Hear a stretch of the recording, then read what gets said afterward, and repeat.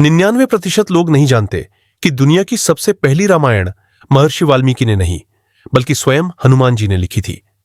लंका विजय के बाद जब प्रभु श्री राम अयोध्या लौट आए और राजपाट संभाल लिया, तो हनुमान जी कुछ दिन उनकी सेवा करने के बाद तपस्या के लिए हिमालय चले गए।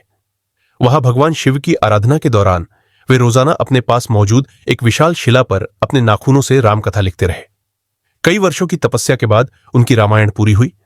उसी समय महर्षि वाल्मीकि ने भी अपनी वाल्मीकि रामायण पूरी कर ली थी। वे बहुत प्रसन्न थे और अपनी रचना भगवान शिव को समर्पित करने के लिए कैलाश धाम पहुंचे। वहां उन्होंने देखा कि हनुमान जी पहले से मौजूद हैं और उन्होंने चट्टानों पर रामायण लिखी हुई है।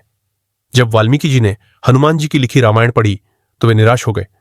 हनुमान जी ने उनसे उनकी मायूसी की वजह पूछी। महर्षि वाल्मीकि ने कहा, हे अंजनी पुत्र, मैंने बहुत कठिन परिश्रम से रामायण लिखी है ताकि संसार मुझे याद रखे, लेकिन आपकी लिखी रामायण इतनी अद्भुत है और उसमें इतना भाव है कि इसके सामने मेरी रचना फीकी है। आपकी रामायण पढ़ने के बाद मेरी रामायण को कोई महत्व नहीं देगा। यह सुनकर हनुमान जी मुस्कुराए। वे मान सम्मान के भूखे नहीं थे। उन्होंने वाल्मीकि जी को चिंता मुक्त करने के लिए एक बड़ा फैसला लिया। बजरंगबली ने हनुमत रामायण लिखी हुई भारी शिला को एक कंधे पर उठाया और दूसरे कंधे पर महर्षि वाल्मीकि को बिठाया।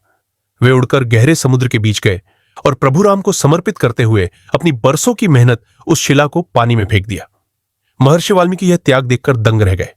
उन्होंने कहा, हे राम भक्त, आप धन्य हैं।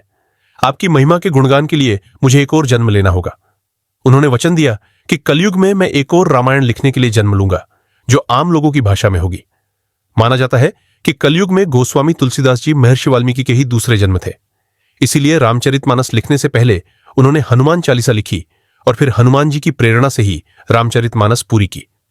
दोस्तों, हनुमान जी ने साबित कर दिया कि राम का काम अपने नाम से ज्यादा बड़ा है। इस महान त्याग के लिए कमेंट में जय सिया राम लिखें और सब्सक्राइब करें।